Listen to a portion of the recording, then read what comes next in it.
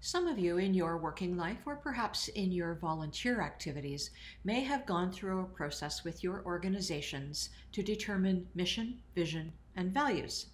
Now, these are things that help organizations decide on strategies, develop a strategic plan. They are essentially the guiding lights that help an organization move forward. As a for instance, an organization may decide that one of the values they hold dear is environmental protection. So they would develop a strategy that says that they will reduce the use of plastic water bottles, go paperless as much as possible, and perhaps use virtual meetings whenever possible rather than jumping into a car or onto an airplane in order to reduce their carbon footprint. These are the kinds of things that organizations do on a fairly regular basis. About every 5 years is fairly typical. We've just gone through that sort of exercise here at my company. And our overarching company is Renault Studios. We went through the development of mission, vision, and value statements for Renault Studios. I will show those to you right now. Okay, here we go. Let me get back here. There we go. So here is the mission: to educate, inspire, and elevate independence through renovating thinking, spaces, and lives for people who want increased safety, confidence, and dignity. Our vision is this: we are a global platform that showcases options, opportunities, and products while creating transformational thinking, leading to modifications that empower each person to create their best life. That's our mission and vision, and that crosses all three companies, which is Real Life Renos, The Oldish, and Brown Healthcare. So that is what we've decided to do. The values that drove the creation of that mission and vision were independence, safety, confidence, and dignity. So, having gone through that process, I thought how interesting to translate all of that to a more personal evaluation of our own lives. My name is Karen, and that's what we're going to talk about today: determining mission, vision, and value statements in our personal lives. So we've talked about planning a great deal here, and we've looked at different ways to do it. So today, those of you who have worked in organizations or volunteered for organizations, it's still work, you're just not paid, that have gone through this sort of process may be familiar with it, and this may be something that's helpful to you.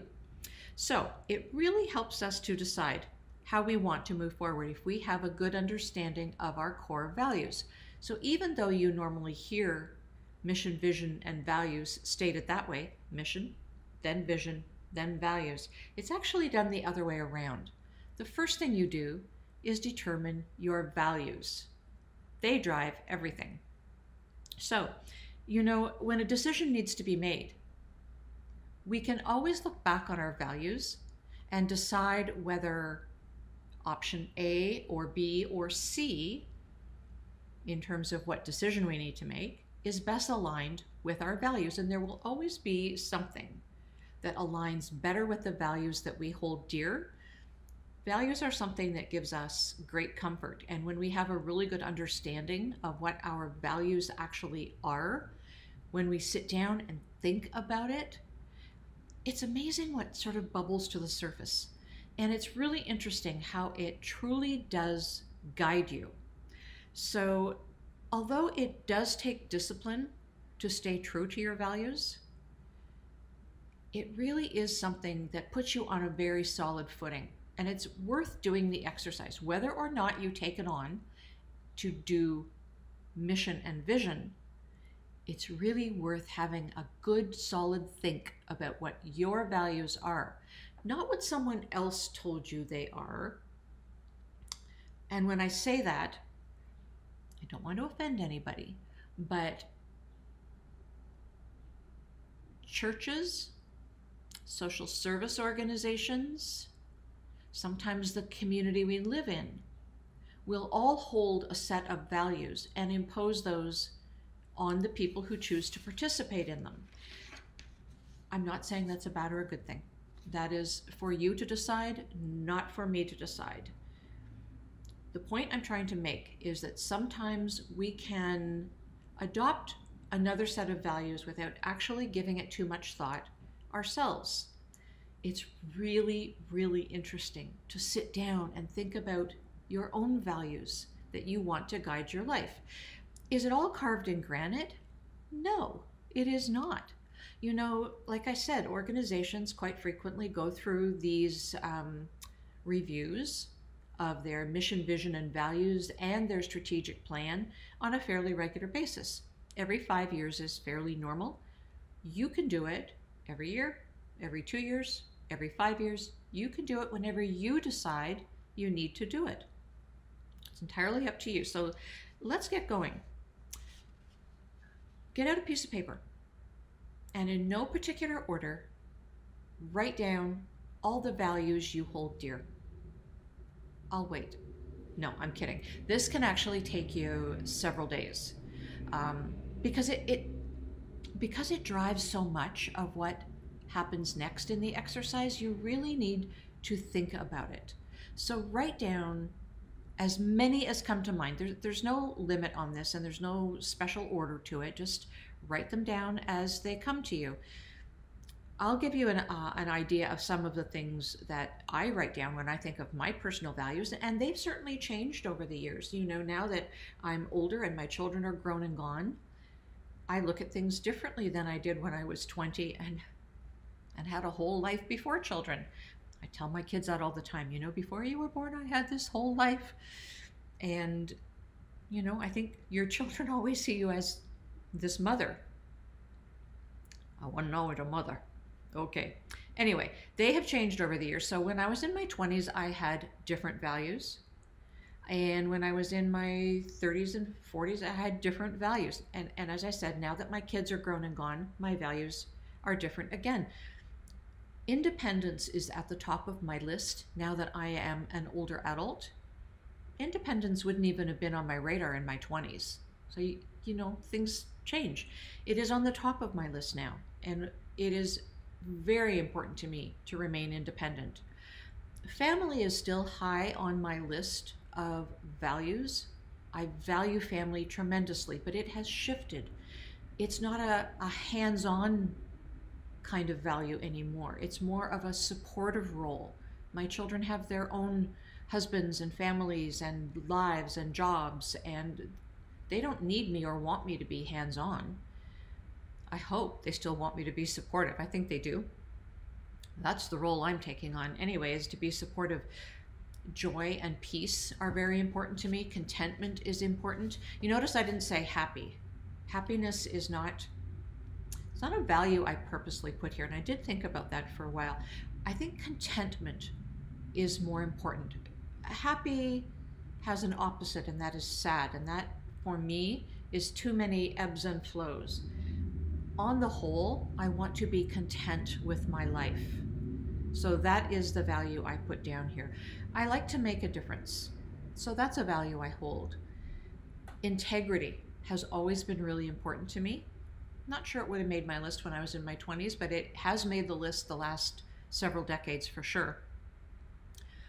Open-mindedness in an ever-changing world is a value that I constantly have to remind myself is there. So I definitely want that on my list. The world is changing so much, and I need to always remind myself to be open-minded and not get stuck in a tunnel vision view of anyone or anything or any opportunity that comes through. It's a big world out there. Passion. Now, this is something that's been on my list for the last several years. As I get older, you know, I find that I really want to make time for the things I am passionate about. Not merely the things that I like or enjoy doing, but the things I am absolutely passionate about.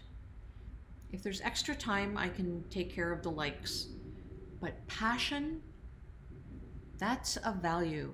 That is where I want to spend my time so that I can look back and see that the passion I had for something led me to make a difference in that space. So that's a value that I hold dear. Anyway, you get the gist of this. You just sort of freestyle it. Write down your list. I don't care how many pages it takes up. You just write it down. What's important to you? Look at look at the people you admire.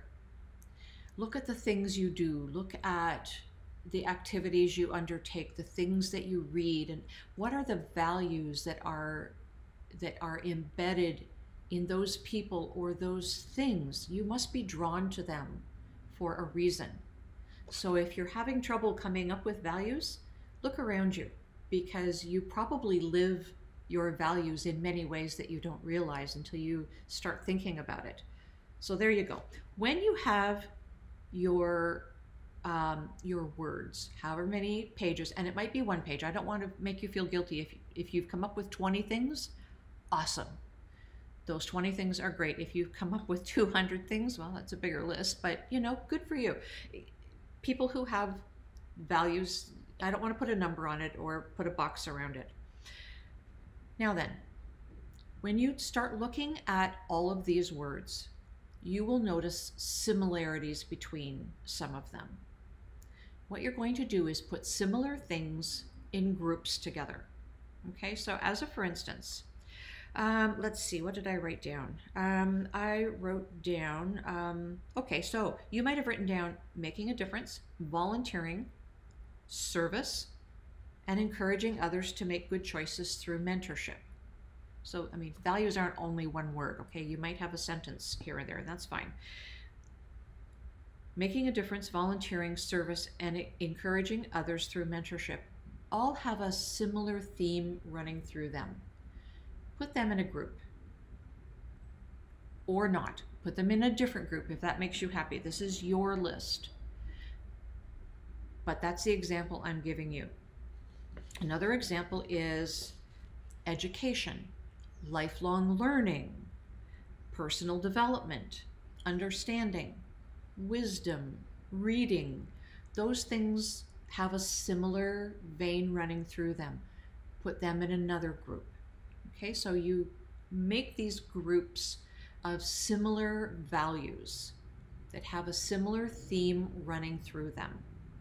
So now your however many pages or value words are now grouped together. Look at each of these groups and find one word that best represents that group. You have to think about this a little bit, okay?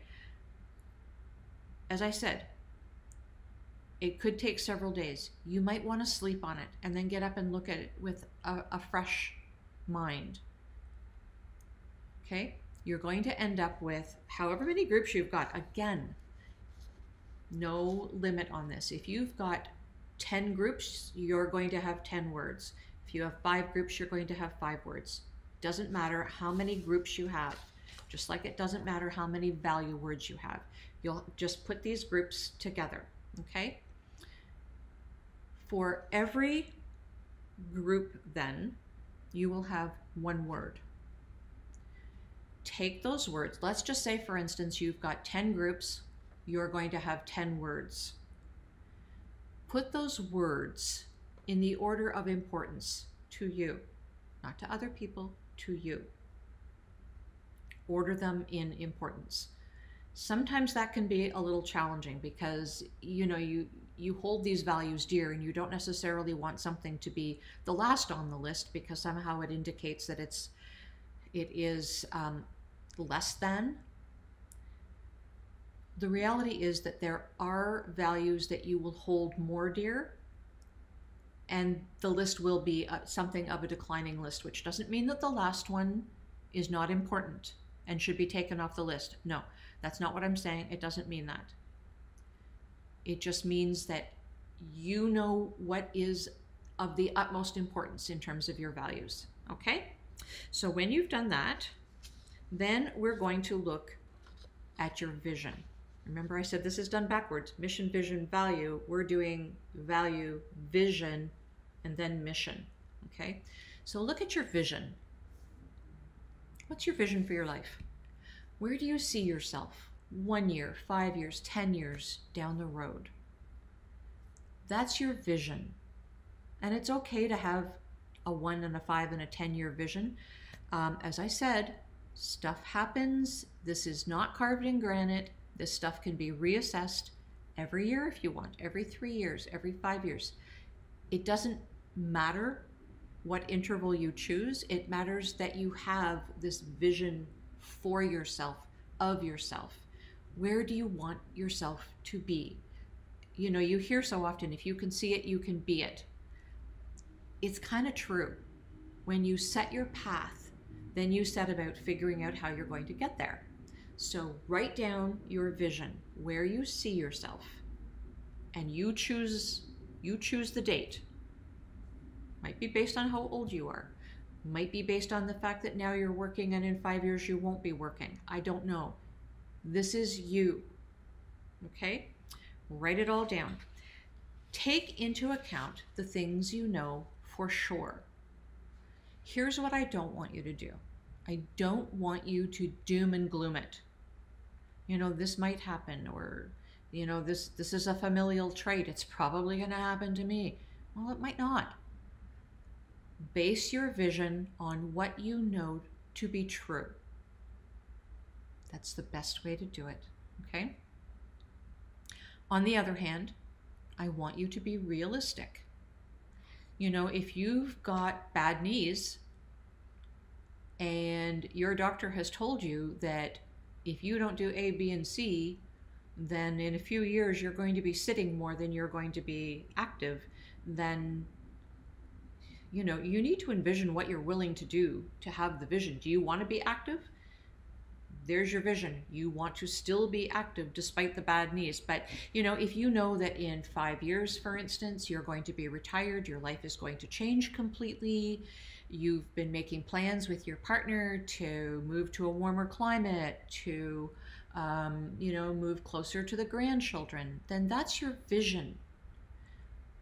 You know these things to be true right now, and you're being realistic. You're not being doomsayer about it.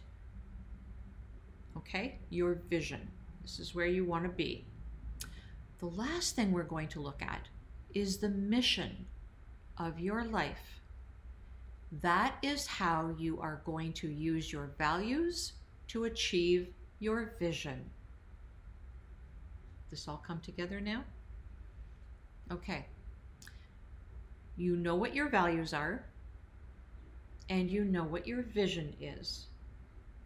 So how are you going to get from A to B, be comfortable and confident, and stay true to yourself?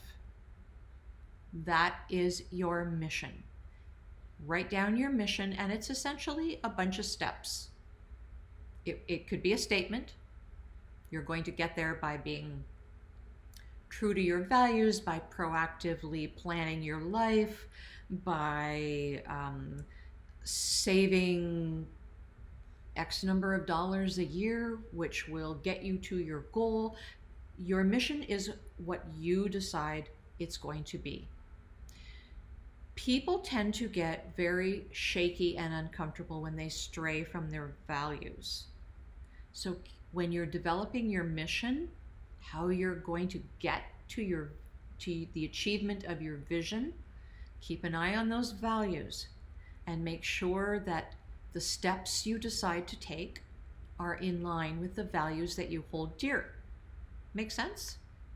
I think it should make sense.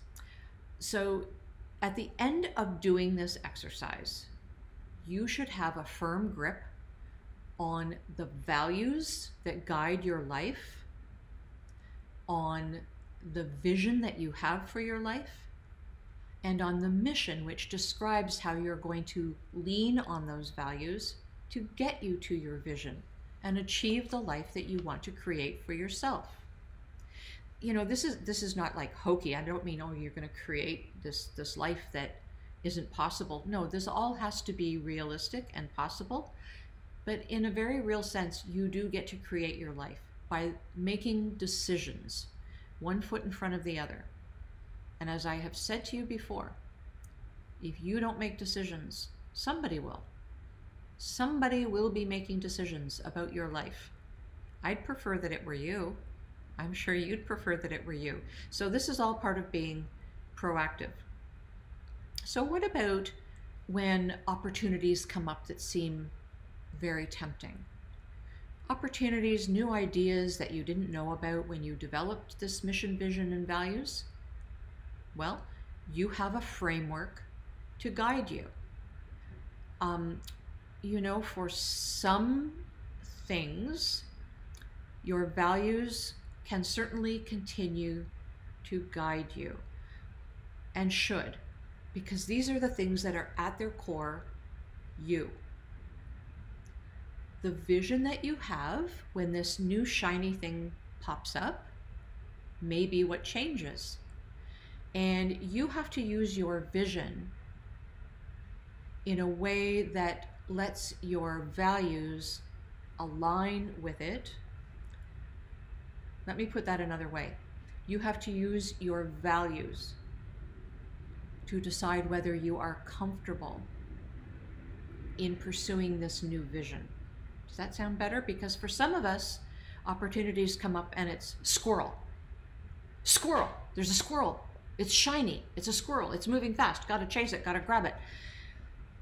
Relax. Just relax.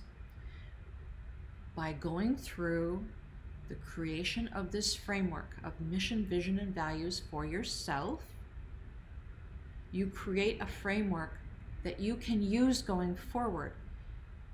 It doesn't mean that the vision is going to stay there forever. It doesn't mean that everything is going to stay the same. What should stay the same are your values. But remember, the values that I have now in my 60s are not the values I had in my 20s or 30s. However, I do expect the values that I have in my 70s to be pretty closely aligned with the values that I hold now. Values don't change that quickly. So I think you can find some comfort in that.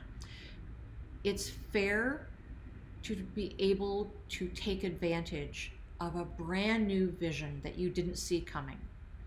You may meet a new partner in your life, and that could completely change the vision, because now you're having to merge this vision that you have had with this new partner's vision, and you may together come up with a vision that is completely different from the one that you expected of yourself when you first developed this framework.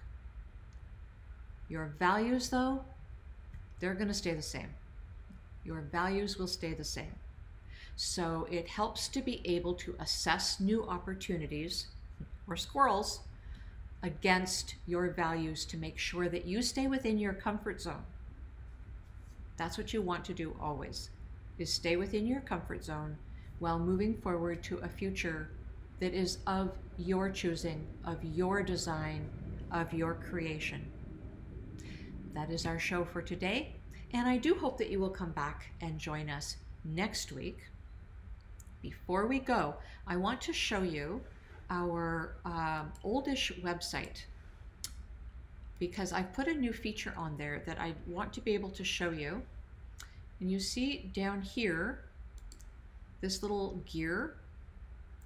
If you click on that gear, it opens up an entire menu of accessibility adjustments, so that no matter what kind of adjustment you may need a font that's bigger, you want the highlights linked, you want the light turned down, you want things aligned differently, you prefer dark contrast, you preferred low saturation, you want the images hidden so that you can see things better. I mean, there are just so many options here that you can choose from, and I'm actually quite in love with that, and I hope that you are too. I think that it is a really good accessibility piece. We've been able to put that on the oldish.com, and it is on renaultstudios.com. You just look for that little gear shift. We are going to put it on Brown Healthcare. It's a little trickier because it's a shopping cart system. It wasn't as easy to just pop it on. The web team has to do some finagling, but we'll get there. Anyway, for any of you who want to make use of those features, you can now do that on 2 out of our 3 sites, and I hope you will enjoy that. We will see you next Wednesday at 12 noon right here on facebook.com/The Oldish, which is our weekly Oldish TV program. Until then, take care of one another, take care of yourselves, and do remember that it takes a village to age a senior. Bye, everybody.